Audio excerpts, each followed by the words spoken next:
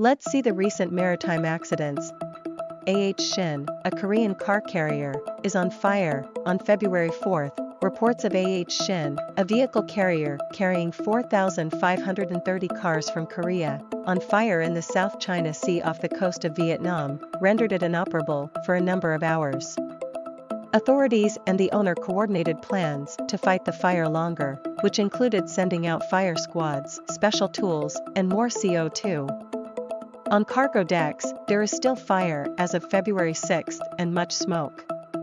There are still 21 crew members on board who are all Russian. No injuries have been recorded.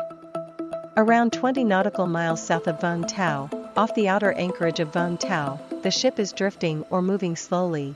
During tank cleaning in Nigeria, 6 crew members of tanker Halima died. On February 4 or 5, 6 individuals, believed to be crew members of the tanker Halima, perished at the Lagos anchorage in Nigeria. Given that they were cleaning cargo tanks, they most likely passed away from breathing harmful gases from empty tanks. Eagle Wind, a general cargo ship, runs aground near Japan, around 6:35 Tokyo time on February 6. The general cargo ship Eagle Wind ran aground on Kotsuku Islet as it approached Yatsushiro port in western Kyushu, Japan. The ship was refloated, and she arrived at Yatsushiro without incident. Eagle Wind arrived from Thailand's Sri Racha. Bulk carrier TQORDU sinks in the Black Sea of Turkey, apparently while ballasting from Irakli to Ukraine. The bulk carrier TQORDU came aground in Sile, Istanbul, on the Black Sea coast on February 5.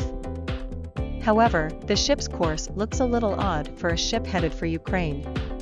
The crew is still on board, presumably waiting for the tug and better weather.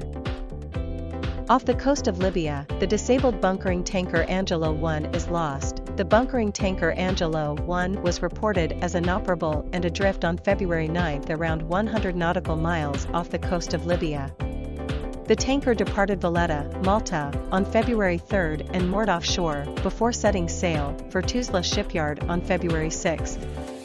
No trace, no AIS between February 6 and February 9, then resurfaced on February 9 nuke, drifting. Norway's bottom was reached by the Dutch freighter SIFW, when traveling from Moesgen to Kristiansund carrying an aluminium cargo. The general cargo ship SIFW made contact with the bottom just after noon on February 9 north of Rorvik, Norway. After inspection, the ship was towed to Rorvik and berthed there from where it had been anchored close to the encounter site. Remained in place as of early February 10. Grounding of the general cargo ship BBC Utah in Weser, Germany. The general cargo ship BBC Utah, which was traveling from Bremen to Sunderland, UK, in the evening of February 9, ran aground in the Weser River. A technical malfunction led to the ship's grounding when the bow became lodged in a riverbank.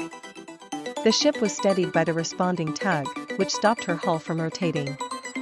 As of the morning of February 10, BBC Utah was still docked in Bremen after being refloated by tugs shortly after midnight.